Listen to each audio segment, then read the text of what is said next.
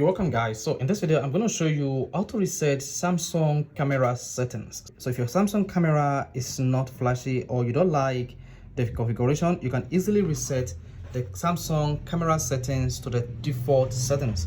So to reset your Samsung camera settings, you want to tap on the camera icon. Then once you tap the camera icon, you want to click on this gear icon at the top left here. Then tap that, and once you hit that, here you have access to your Samsung camera settings. All options you've toggled on, you've enabled and you've disabled when you are setting up your Samsung device camera is here. Now what you want to do to reset the Samsung camera settings is just scroll down and click on reset settings.